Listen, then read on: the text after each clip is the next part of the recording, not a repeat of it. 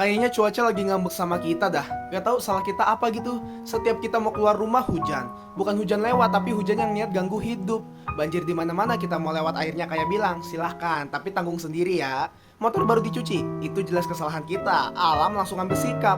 Jalanan sekarang bukan cuma buat jalan, tapi buat nguji kesabaran. Salah dikit basah, salah dikit emosi naik. Yang capek tuh bukan cuma hujannya, tapi semua jadi ribet. Mau gerak salah, mau diem juga nggak beres. Ini cuaca kenapa sih? Ngambek apa gimana? Atau emang lagi kesel sama kita rame-rame? Ya udah kita jalan aja, basah, kotor, kesel. Soalnya mau marah ke langit juga percuma, langit mah cuek.